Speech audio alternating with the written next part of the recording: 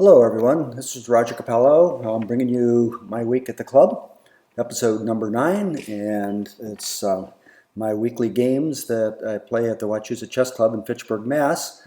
And this week is the very first week of the annual club championship.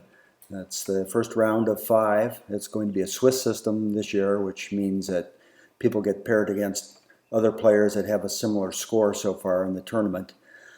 And as my first round pairing, I got on board 3, I got paired against Arthur Barlas, who's about 200 points below me in rating, but close enough to make it an interesting game.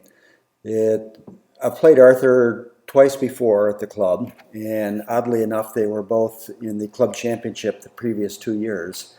And I've had white in all 3 games. I played e-pawn openings the first 2 years, but this year I played a d-pawn opening to change things up a bit. So it started out with pawn to d4. Arthur made an elastic reply with knight f6, could meet me in a variety of different ways. After c4, suggesting I might want to play a queen's gambit if he's inclined to do that, he played e6, which keeps the matter of a queen's gambit as a possibility if he follows up with d5, or if I were to play knight c3, which is the main line going down the queen's gambit, instead of d5, he could respond with bishop b4, the Nimzo-Indian defense, which I wasn't really that prepared to play against him in. So instead of this line, I chose sort of an anti-Nimzo-Indian system, knight f3, and now if he plays the bishop to b4, it's no longer pinning my knight and threatening to disrupt my pawn structure, and furthermore I can just develop my bishop, and he takes and I recapture, and it's a different game. It's playable for both of us, but I would have been happy to go down that line.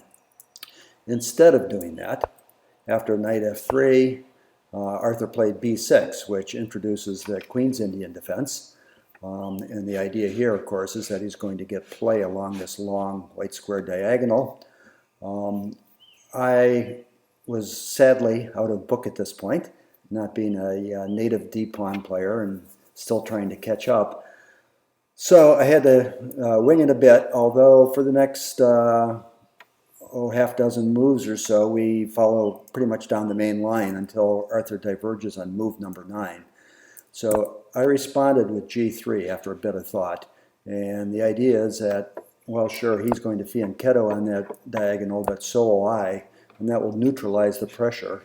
And furthermore, we'll both be able to contest these pawns, or rather these squares on d5 and e4 in the center, these light squares that he has a bishop and knight on, and I'm exerting some control with my bishop, and will eventually, after he develops his bishop, and we both castle, and I bring my knight out, so now I have my knight control over those squares as well. So that's sort of the shape of the central battle. He plays d5, which again fights for control of those squares, is directly attacking the e4 square, preventing me from playing e4. And so it took a little bit of thought here, but I decided that the best thing to do was to go ahead and play my knight up to e5, where it's very aggressively posted. It's controlling a number of squares inside of black's camp, and also it defends this pawn on c4.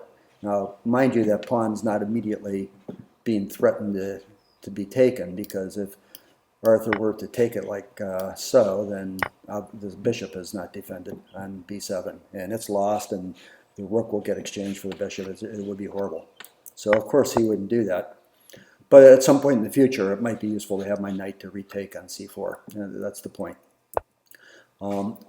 So Arthur challenged my knight in the center with knight d7, and I wouldn't particularly want to take that knight, because that would just develop his queen and connect his rooks, and I would no longer have my nice knight in the center.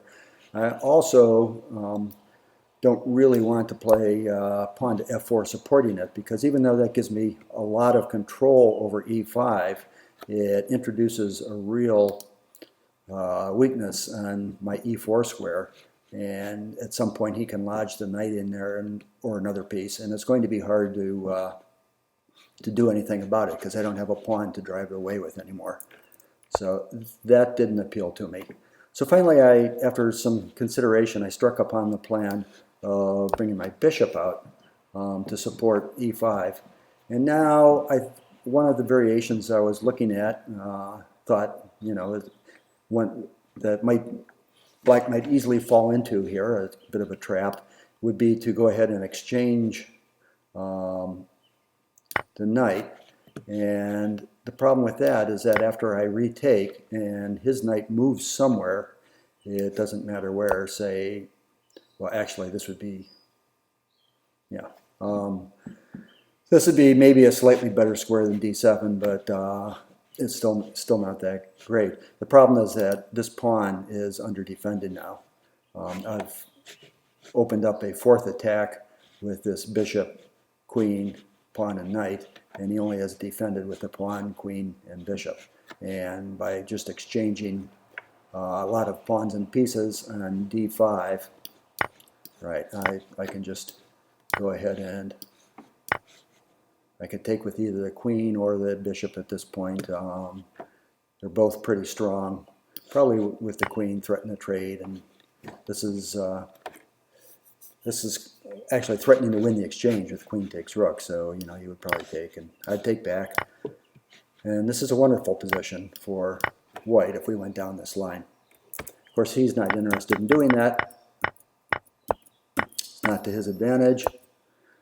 He didn't fall into that trap, so instead he sort of fell into a different trap. He played the knight out to h5, attacking my bishop. And there's a problem with that you'll see. I didn't see it right away. In fact, what I did was to play my bishop back to d2. I didn't want to block in this e-pawn. I didn't want to go back here to the square it started from, because part of the point of moving the bishop in the first place was to open up the c1 square for my rook to use. And I wasn't too worried about the fact that I was temporarily in the way of my queen's control of d4. Arthur, after I played there, brought his knight back to f6. And when I looked at what he had done, I realized, well, he came back and he's actually exerting some more control over d5. And there are also some tactical reasons. Back when the knight was on h5, there's always a threat of something like this pawn being played to e4. And the problem is that I'm opening up an attack on this knight, and it takes him a tempo to defend it or to remove it, at which point I can use that extra attacker to win the pawn on d5. So there's some threats, and he has to be a little careful that he doesn't get this knight stranded over here on the side of the board as well. So he re-centralized it, bringing it back to center, at which point, looking at the position, I realized that, gee, I really should have done something differently the first time that when I played the bishop out back to d2 in the first place. And so I repeated the position, and it's a very useful thing sometimes to repeat the position, because it gives you time to kind of clarify your thinking, and also to give the opponent a chance to go wrong or to use up some time on the clock, which is what Arthur did here. And he repeated the position, maybe thinking we were headed toward a peaceful draw, but I got to do the move I should have done 2 moves ago, which was to go ahead and win the d-pawn. I realized only after I'd moved my bishop back to d2 that he had left that pawn under defended. And so Arthur took the chance to ruin my pawn structure and to take away the bishop pair from me. And I just simply took back. Now, at this point, instead of taking back, I did spend a bit of time considering the capture of knight takes on d7. And the point here is that if he did something like brought his knight back to safety, then I would win the exchange. After, whatever, take your pick. After some piece recaptures it, I've won the exchange of knight for the rook. And the problem is that let's get back to the position here.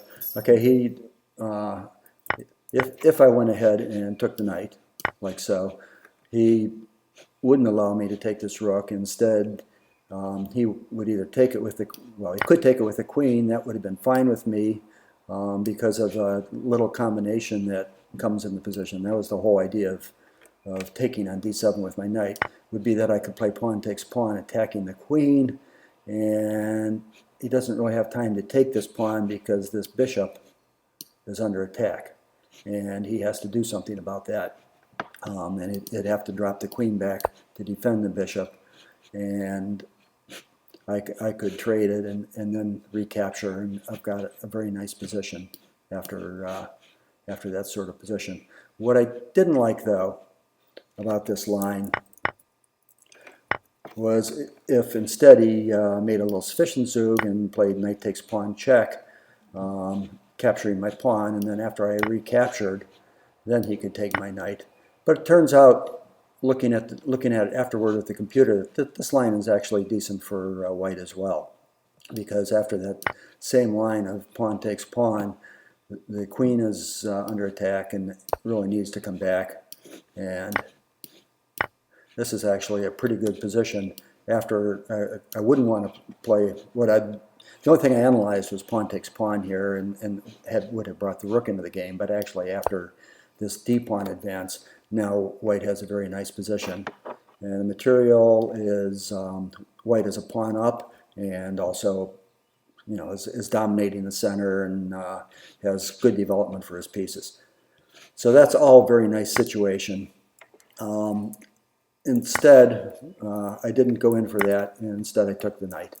So after that move, Arthur traded off the pesky knight that was dominating the position. I would like to take back now with the f-pawn, but the problem then is that my e-pawn is not defended enough, and he'll regain his pawn on d5. So instead, I took back with the d-pawn, which allows my queen now to also defend. Arthur played bishop to b4, and this is kind of thematic here. It's the computer's favorite move, and it's because we're fighting over this square, over the pawn that's sitting on d5. As I said before, I don't really want to exchange it for his e-pawn because that'll open up his rook down the f-file, attacking my weak pawn on f4. And right now it's adequately defended with the bishop, knight, and queen, but if he trades off the knight, that's one of the defenders, and then he would have 3 attackers. I only have the 2 defenders, the bishop and the queen.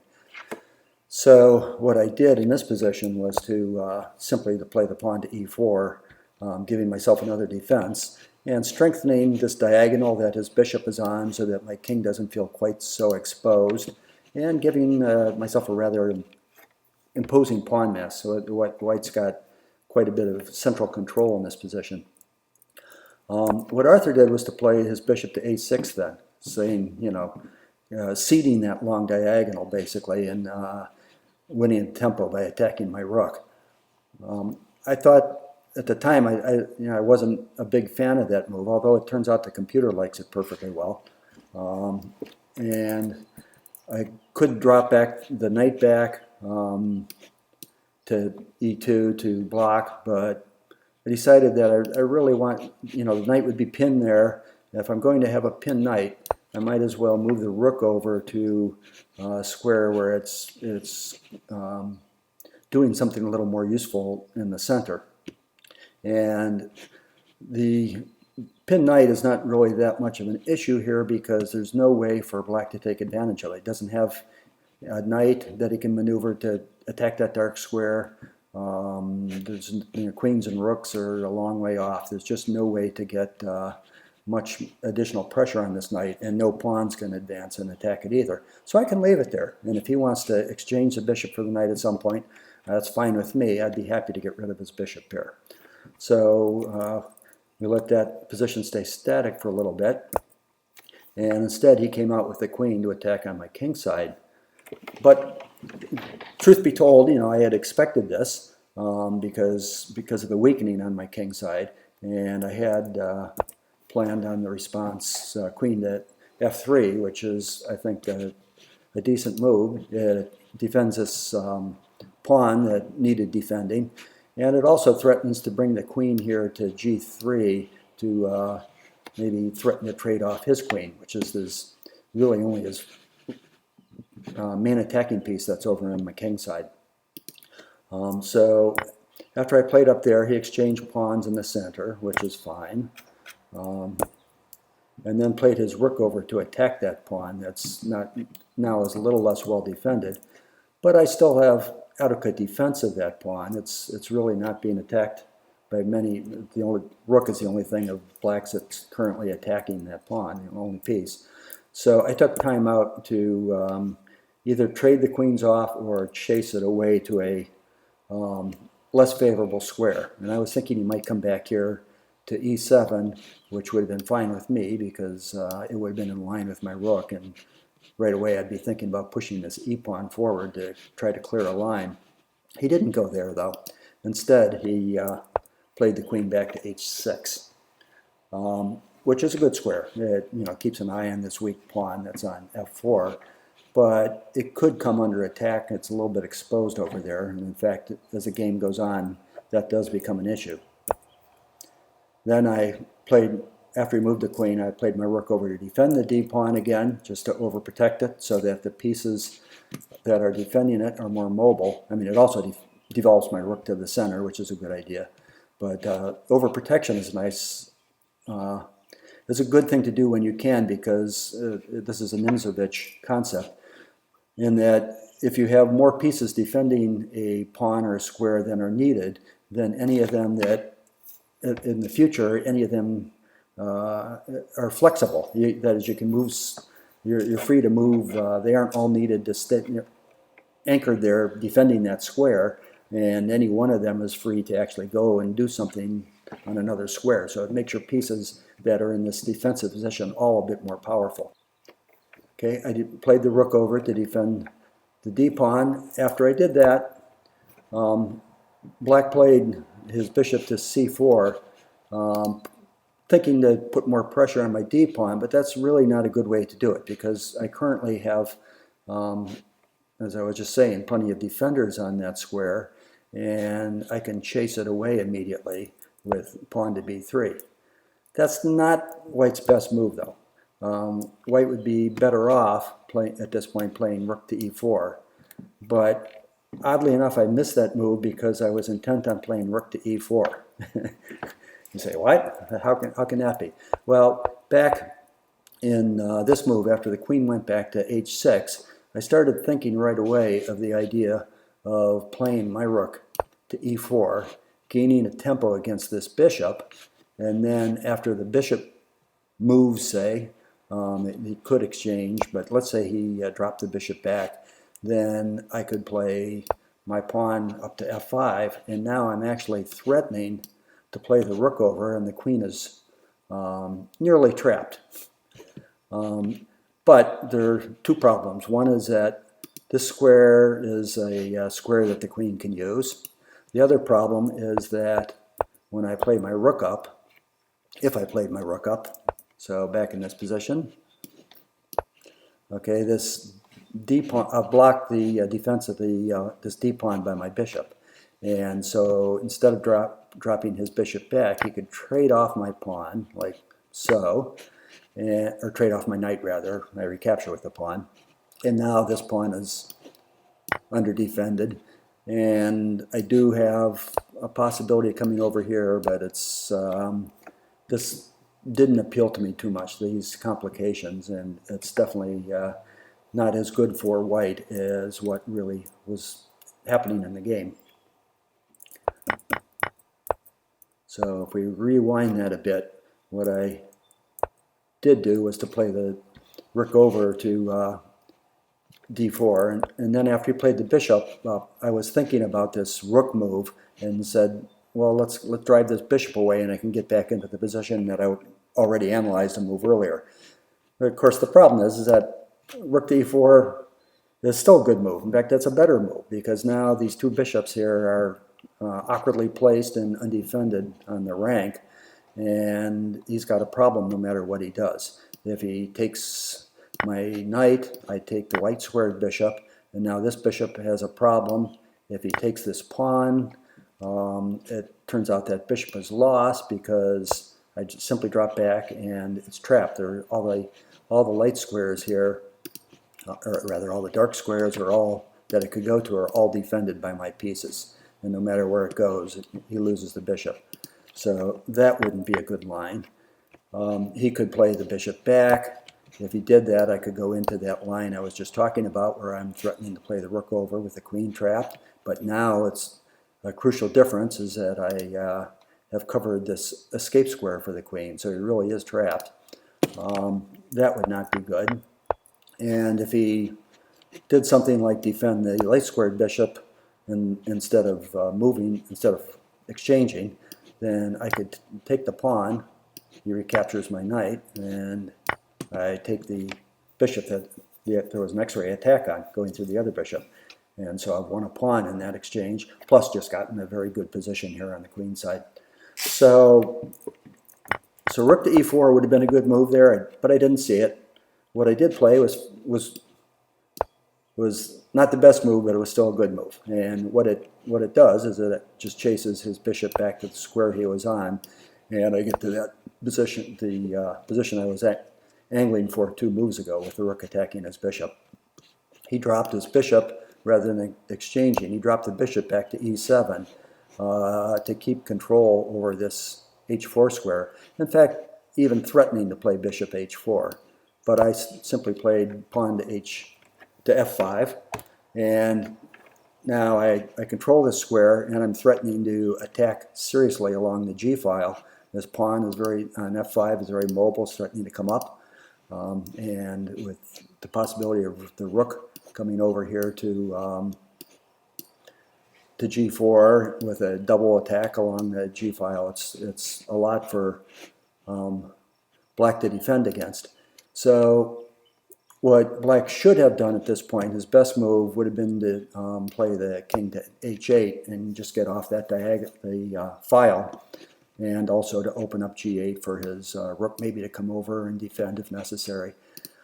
But he didn't do that, and instead he made a serious mistake here and played g6. And the problem with g6 is that I can then simply push the f-pawn, and now he's losing serious material, either the rook or the bishop. If he moves the bishop away, then I play rook over, and the queen has nowhere to go. So he'll lose the queen for exchange of the queen for the rook, which is a serious material disadvantage. Or he could make an escape square for the queen to run back in case I attack it, but now I just simply take the bishop, and this is a great position for white, a piece up. And there's really no good move here for black. So after thinking about it for a while, Arthur decided to call it quits and resigned at this point, and we shook hands. So that was my first round in the club championship. On the 5 boards, there was a draw on board 2, and so the boards 1, 3, 4, and 5 were all decisive battles. So I'll be playing the winner from board 5, which was Ed Harris, next week. At least I believe that'll be the case, and he'll have white, and that's the same lineup that we've had twice now in the last 5 or 6 weeks.